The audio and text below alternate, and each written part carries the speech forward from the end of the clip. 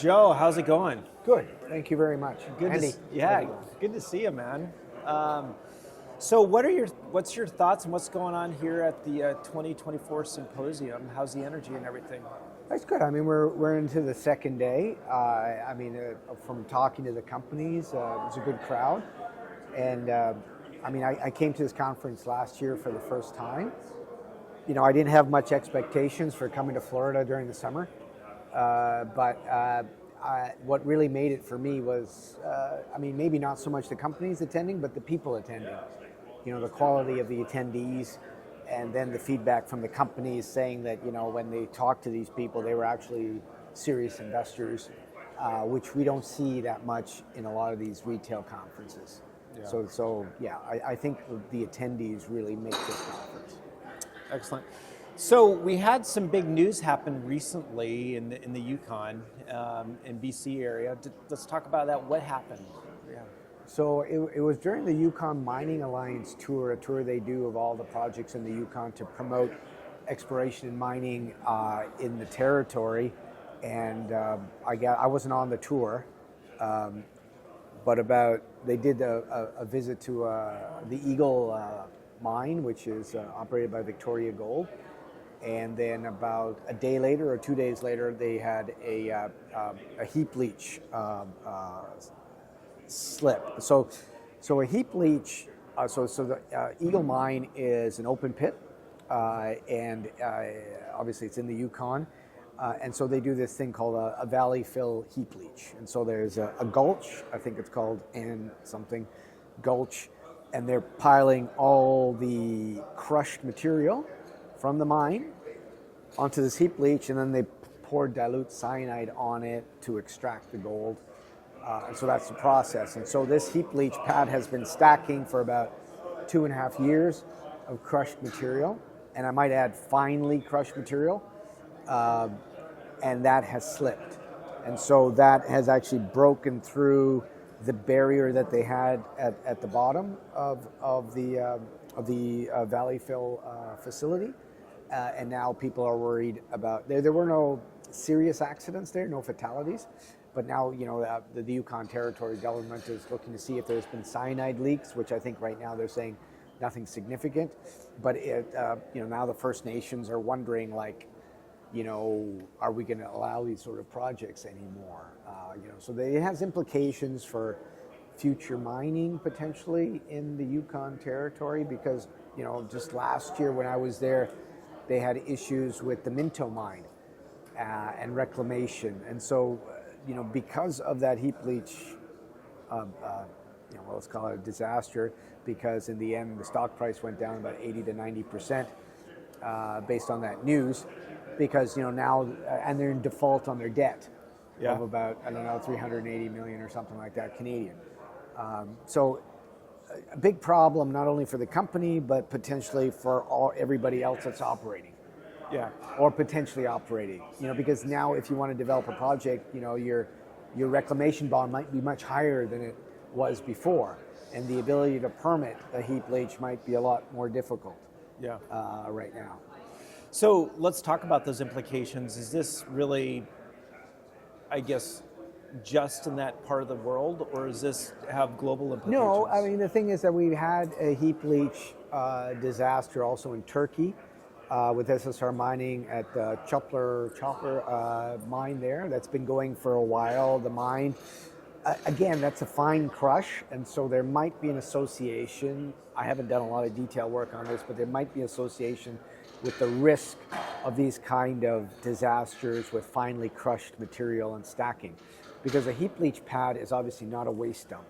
A waste dump you could drive on, you could compact, but you don't want to compact a heap leach because you want it aerated. You want there to be permeability because you want that cyanide to go through it, leach the gold, and come at the bottom of the liner and, get you the gold out. Right. You cannot compact it. Compacting it would add stability to it, but that's not what you're looking for. You're looking for aeration. So, so you're probably fighting in between trying to make it stable and make it functional. Because you're trying to get, whatever it is, 70-75% recovery. Yeah. That might take 18 months to get the full recovery, but if you compact it, that cyanide won't go all the way through. Interesting. Yeah. So those sort of disasters that we've seen are the things that might harm heap leach projects going forward, especially the ones that include multi-stage crushing. Run of mine seems to work better. Marigold, the SSR Mining's Marigold mine in Nevada has been stacking. It's a big ore deposit, low-grade heap leach, but it's run of mine. They have not had any issues. And also the issue with how arid the environment is. More precipitation might make these sort of heap leach pads a little bit more unstable. Unstable. As well. Yeah, that makes a lot of sense. So yeah, I think the industry now is just seeing how this shakes out. Yes, and so and so I guess we got a question as well. In terms of a capital market and efficiency, do we want projects that potentially could fail being built? Right. If there's a high risk that they might fail, then it's not good for the industry as a whole. We want not only, because we're driven by potential NPV or potential IRR, but we really got to look at the downside of some of these projects, because in the end, they negatively impact the entire industry. Everything. Yep. Everything. Make everything more expensive for everybody. Yeah, got it.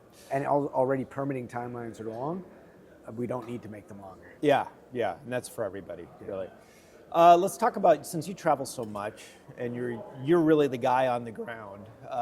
You were in Argentina recently. Yeah. So that's fascinating to me as well. Lots of projects in Argentina, but they had this big political, really, earthquake recently. How is that affecting the mining? And well, it's been very positive. So with Milei coming in, he's a bit of a rogue, but he's a good rogue. Because we've had, the Peronist sort of government since Peron in the 20s, that's basically eroded Argentina over that time span. And now you have somebody new coming in that's putting in what people want, because they've gotten so desperate that they want change now. But this guy doesn't have a big party backing. So he's got other parties helping him to pass legislation. And this important legislation that he's just passed while I was down in Argentina, in Mendoza and Salta, it's for large investments. I think they're over $200 million. So if it's an investment over $200 million, specifically for the resource sector, you get the tax rate is lower. I think it goes from 35 to 25%. But the big issue is that the duties that they imposed on precious and copper and that are now eliminated after 2 years. And sometimes these are like 8 to 9%, and they're not unlike a royalty, because they're all top line. And then, as importantly, they've allowed the repatriation of funds. So Argentina might be investable in terms of assets and projects and people, but you couldn't get debt because you can't repatriate funds. And so it was a no-go zone if you wanted to go to a bank. Right. Now that's changed. And so suddenly, I know there's a lot of jurisdictions that have taken a step backwards, like Mexico. Ecuador's got its crime issues. Colombia, not a big fan of open pits. But Argentina was just sort of stood still and could still look good because everyone's taken a step back. But I think with this new policy or bill, Argentina's actually taken a step forward. That's great news. Yeah. Great news for the industry. What does that have implications to some of the surrounding countries down there? I'm thinking Chile. Chile's got a left-wing government, and so most people that are operating in Chile are waiting for that guy to go. Yeah. So they're almost trying. They've gotten to the point where there's no point in talking to him. Yeah, he's got a shelf life. The candle's going.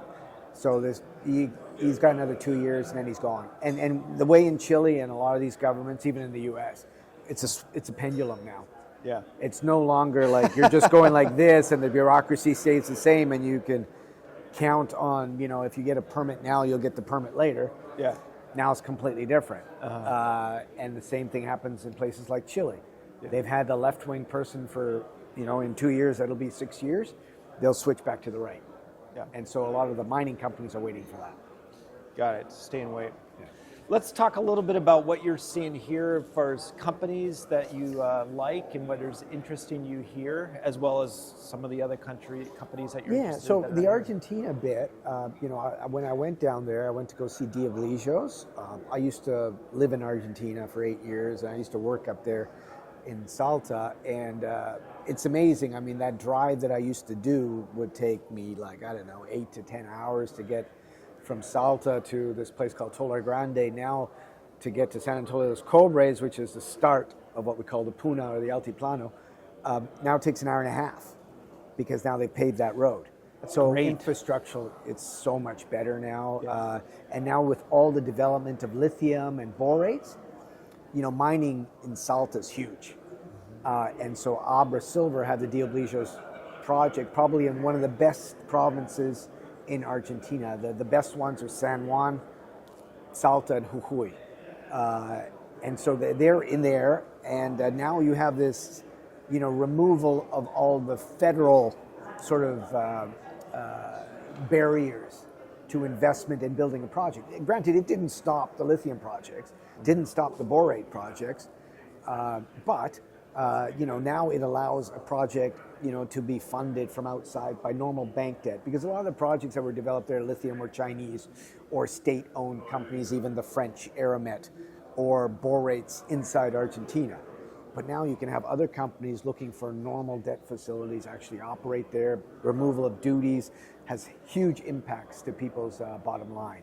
So I think those kind of companies will be, and potentially the Lundins in the Vicuña district, they'll be very positively impacted by this. That's excellent. What are your final thoughts that you'd have for people? And well, actually, let me ask you this: what are you thinking is going to happen towards from now until the end of the year? What's your expectations? Well, that's a 6 month window. It's a 6 month when everything's happening, especially the U.S. election. Right. So it's hard to know. But if you take the U.S. Federal Reserve as an independent body, right now, because inflation appears to be coming down, because the employment issues right now seem to be, they seem to be weaker. It looks like finally, the policies are taking a hold, and so now most people are thinking, maybe one interest rate cut in the next 6 months, but it's very different from before the beginning of last year, which we probably talked about in March or January, that people were, predicting 6 interest rate cuts in 2024, and now the market is fine with just one. Yeah. And that will bring in and has brought more ETF inflows, because our problem with the equities is the gold price going up has not impacted some equities. Why? Because the people that are buying the gold, the central banks, do not buy equity. Right. But if you have the institutional equities buying the ETFs, the gold ETFs, that spills over into the equities and then goes downstream. But we haven't had that. Mm-hmm. But if we do get this, momentum on the interest rate cut, we could see that change. The inflows would come, and maybe a financing window would open up for some of these people. So that's what I think some of these they probably want to see. But again, we have the U.S. election, and does somebody say, well, don't cut it before the election. If you're going to do it, cut it after, because you're going to make it look, whatever. Right. So if they're independent, truly, they'll do that based on their own data and not be driven by politics. Right. So really, just a lot of wait and see now until the end of the year. It's a good window. In terms of if you do your due diligence, like asset, and then you get it at this price, start nibbling. Yeah. But if it turns, it'll turn quickly, because the issue, like if you bring in, like Trump again on the mining side, it's more positive. The problem is the volatility. Yeah. As always. As always. But that's the problem. But in the Biden administration, they were taking permits away. Yeah. Like the Arctic one. Right. The Ambler Access Road is basically, seems to me like dead. Dead, yeah. Yeah. and that's killed that project. So at the same time, we're talking about green revolution. We need, copper. We need all these other metals. We're killing all the projects, especially because the U.S. doesn't have a problem with endowment like China does. Right. They have endowment. The problem is they don't want to develop it. Yeah. They don't want to build processing facilities. So where are they going? They're going to other countries and helping them develop it. Right. So it's an interesting time because we're a lot of these probably critical minerals are being funded by government. Yeah. And they're probably the last people you want determining which projects go into production. Yeah, exactly. So they say you'll live in interesting times, and boy, do we. Yeah, but it's been like, I've been here for about 58 years, and so it's all been interesting. Right. So Joe, there's really no need for you're very well known in the industry, but I want to give you a shout out. How do people that have never heard of you, how do they reach you and become more familiar with your work? Yeah, okay. We write a weekly publication called explorationinsights.com. It's phenomenal. And there's our portfolio, so it's all about buying and selling. But in it, we talk about rants. We talk about the Victoria Gold incident. Right. And this week, I talk about the application of machine learning to resource estimation that we're now introducing into the letter. And that's what my talk's going to be about this week on Wednesday. Give us a cliff note of that, because I know you're doing a lot with AI. Give us a cliff note of that. Well, I'm not, like, AI, I mean, there's good and bad with it, and I've seen some people that talk about AI discoveries that are not AI discoveries, and there are issues with AI, but I've looked at this guy from Tacit Vision, and he's built this model. He spent 10 years with RCF, and he built this model from scratch, thinking there's got to be a quicker way to get to a high-level result. And so basically what it's done is taken whatever million data points from a database, which is the S&P Global Market Intelligence database, and taught this machine, if I have this many results, that should produce probabilistically this kind of resource. And what I'll talk about in the presentation, and how I got convinced that this would be a useful tool for me and anybody else in terms of making decisions. Excellent. That sounds very groundbreaking. Yeah. Well, let's see. Oh, well, fantastic. What's your website? Explorationinsights.com. Excellent. All right. Thank you so much, Joe. Right. Really appreciate your time with us. Okay, thanks a lot, man. Thank you. Cheers.